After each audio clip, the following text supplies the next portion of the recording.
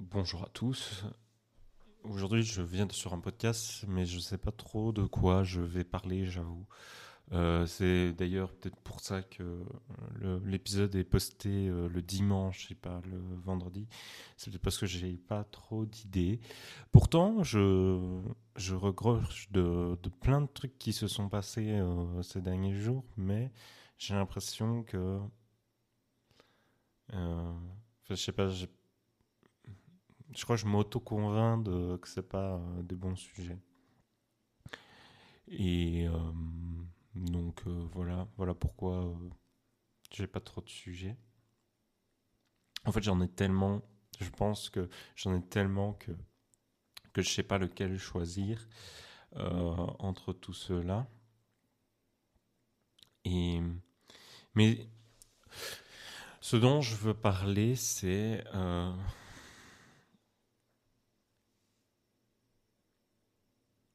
à quel point des fois la vie elle change et parfois elle ne change pas.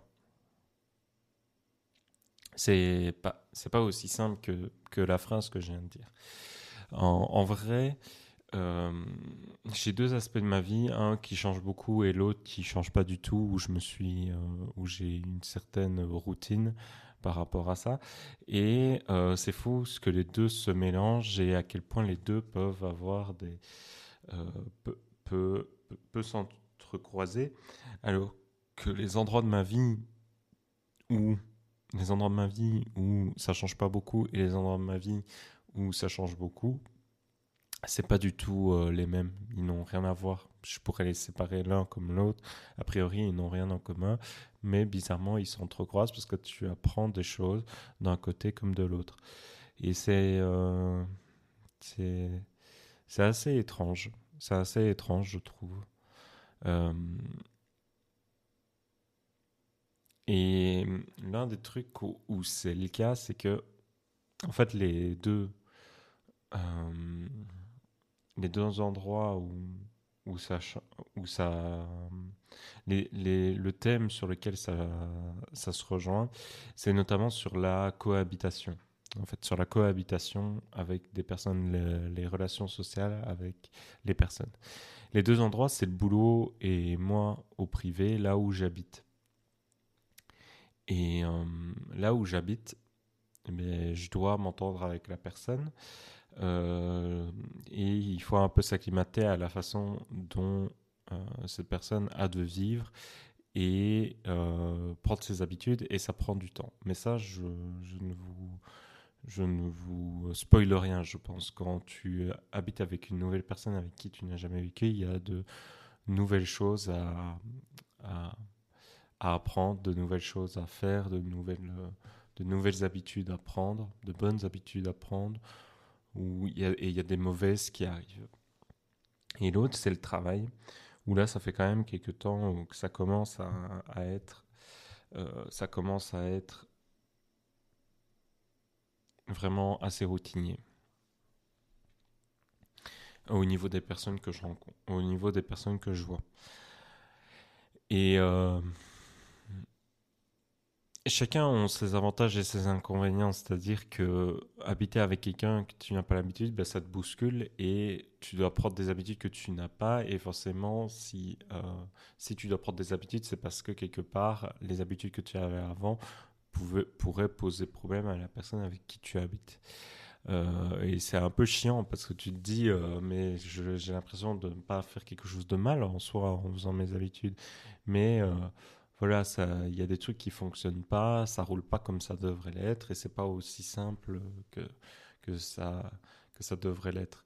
Et donc, tu as besoin d'un peu changer certaines habitudes que tu avais parce que avec la nouvelle personne, ça ne fonctionne pas aussi bien.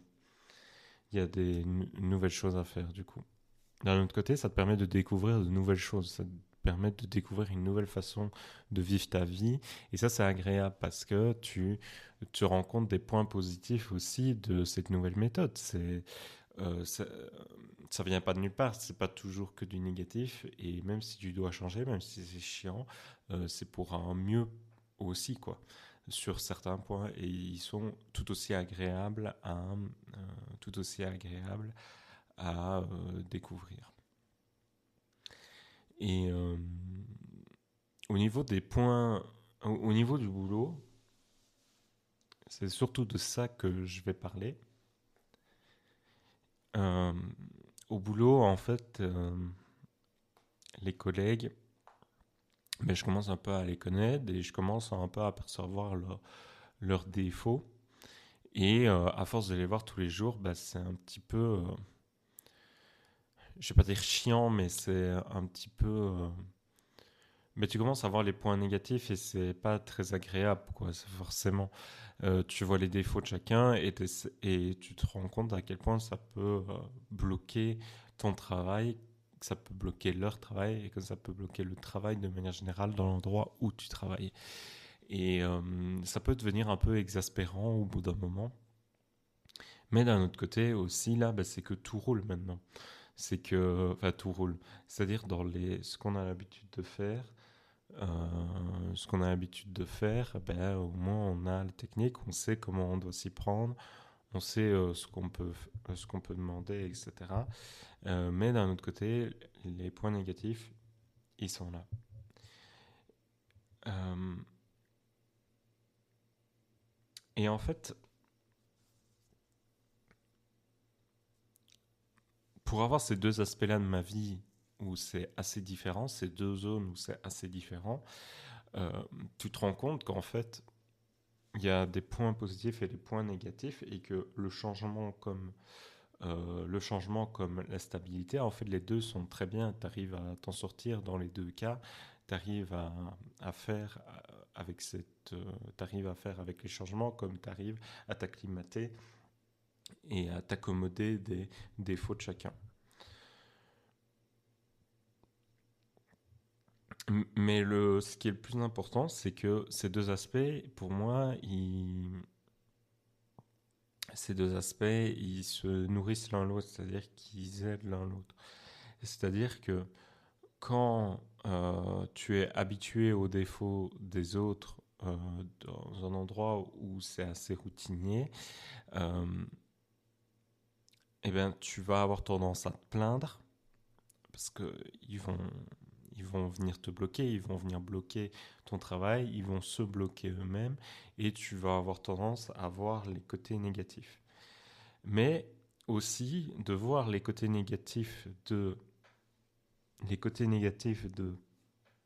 d'avoir beaucoup de changements, ça te rappelle, d'un autre côté, ça te rappelle que, en fait, le changement, enfin que là tu te plains, mais tu te plaindrais aussi si les choses changeraient. Et donc que tu dois être capable tu dois être capable de prendre du recul par rapport aux défauts des autres. Parce que tu sais très bien qu'en cas de changement, tout serait instable et il y aurait beaucoup de tensions aussi, malgré tout. Ensuite, euh, mais de voir que quand tu as beaucoup de choses qui changent, quand tu as beaucoup de choses qui changent, tu peux t'en plaindre également et de voir aussi que la routine, ça peut également poser un problème en fait. Et au final, tu te rends compte, surtout, avant tout, que en fait, même si tu as une prédominance de routine, comme moi au boulot, ou que tu as une prédominance de changement euh, dans mon habitation, en l'occurrence, en fait, les deux ont leur lot de changements et ils ont leur lot d'habitudes. C'est-à-dire qu'au boulot, même s'il y a une certaine habitude qui s'est installée, tu as aussi du changement. Et là où il y a beaucoup de changements dans mon habitation, tu te rends compte qu'il y a aussi de la routine qui s'est installée déjà sur certains aspects. Et en fait, d'avoir ces deux côtés-là, ça te permet de plus facilement identifier ça, de plus facilement euh, identifier la nuance entre c'est pas parce que dans un bloc il y a beaucoup de changements qu'il y a que ça, et également que dans un autre bloc, c'est pas parce qu'il y a beaucoup de changements, beaucoup d'habitudes qu'il n'y a pas de changement non plus. Euh, et que c'est beaucoup plus nuancé que ça. Et en fait, je me viens à me demander, est-ce que ça vaut la peine d'essayer de, est-ce que ça vaut la peine d'essayer de classifier les choses en là ça change beaucoup et là il y a beaucoup de routine. Je pense que oui, quand même, parce que au fond de nous, on le ressent en fait. Au fond de nous, euh, tu vas être beaucoup plus atteint. S'il y a une prédominance, tu vas être beaucoup plus atteint par quelque chose. Et la nuance va venir t'aider. Mais le fait d'avoir quelque chose d'autre à côté qui te permet d'identifier va venir beaucoup te calmer parce que tu te rends compte qu'il n'y aura pas que du changement ou que de la routine. Mais que c'est important quand même de classifier parce que il y a des choses qui vont beaucoup plus que dans tel domaine, en l'occurrence dans mon habitation, ben il y a beaucoup de changements et ça va t'impacter d'une certaine manière. Et que pour résoudre les problèmes, il faut écouter un peu les sentiments qu'on a. Et d'un autre côté, ben, dans la routine, et ben même s'il y a un peu de nuance et qu'il y a quand même des choses qui changent, de temps en temps, eh ben, tu vas être beaucoup plus impacté par la routine et tu vas être beaucoup plus impacté par la routine et pour essayer de trouver une solution à tes sentiments, parce que c'est important de répondre à tes sentiments, bah, euh, tu vas devoir te focaliser là-dessus. Donc je pense que c'est important de classifier, mais également important de garder en tête que euh, c'est jamais euh, c'est beaucoup plus nuancé que ça. C'est jamais aussi simple que là, il y a que du changement et là, il y a euh, il y a que de la routine. Et je pense même que c'est important. Je remercie de ma vie d'en être arrivé à avoir ces deux blocs bien séparés qui me permettent d'apprendre l'un sur l'autre parce que si ce n'était pas arrivé, je me serais peut-être pas fait autant de réflexion et peut-être que je l'aurais pas vécu de la même manière. Peut-être que j'aurais été beaucoup moins nuancé et j'aurais beaucoup moins facilement trouvé de solutions aux problèmes au travail comme aux problèmes au niveau habitation. Euh, et ça, je pense que c'est un peu comme ça dans tout, en fait. La plupart du temps, en fait, quand on réagit à un problème, qu'on réagit à chaud et qu'on ne voit que ça, qu'on est très focalisé sur ce problème, on va avoir tendance à prendre des solutions un peu euh, trop directes, mais surtout un peu trop fortes par rapport à la situation. Pourquoi? Parce que la plupart du temps, imagine tu as un problème, tu te focalises sur ce problème. Mais tu te rends pas compte que le problème est plus nuancé que ça, que c'est pas, il n'y a pas que ce problème-là, et que il y a un peu aussi de son inverse qui est présent dans la situation. Et mais tu vas te focaliser que sur le problème, et tu vas en oublier les avantages que tu avais. Et donc il y a d'autres problèmes qui vont arriver. Il y a d'autres problèmes qui vont arriver dû au fait que tu as pris une décision un peu trop rapide, euh, un peu trop forte par rapport au problème et que tu n'as pas pris le temps de réfléchir par rapport à ça. Et c'est pour ça que aussi en partie, je pense que c'est important de classifier un peu chaque zone dans notre existence, notre carrière, notre travail, du coup, notre vie personnelle, les activités qu'on fait, la personne qu'on veut être. Je pense que tout ça, c'est important de bien les classifier et que c'est important de bien distinguer chaque personne, chaque état que tu es en fonction de la situation. C'est-à-dire que je pense que je ne suis pas la même personne au travail comme je ne suis pas la même personne chez moi. Alors que pourtant je suis moi, quoi. Je suis une même personne, je suis un bloc, mais j'ai pas le même comportement. Et ça, c'est parce que je pense que les problèmes, tu les rencontres. En fait, tu changes en fonction des problèmes que tu rencontres et des solutions que tu vas chercher à trouver en fonction de la situation. Et moi, ça me permet d'être beaucoup plus rationnel parce que, comme j'en avais parlé, eh ben, ça apporte beaucoup de nuances, ça apporte beaucoup de contradictions au sein de mon personnage. C'est-à-dire que par rapport au travail, ben, par exemple, je vais être beaucoup plus sérieux. Je vais être beaucoup plus sérieux, toujours amical mais ferme également. Alors que chez moi, bah, c'est totalement le contraire. Je suis très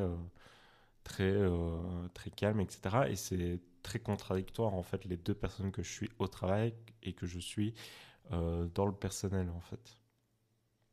C'est très contradictoire et ça me dérange pas. Pourtant, je suis pas la même.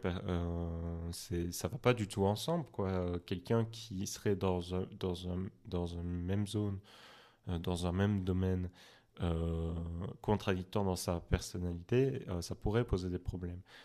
Euh, mais là, en l'occurrence, ben, ça ne pose pas de problème.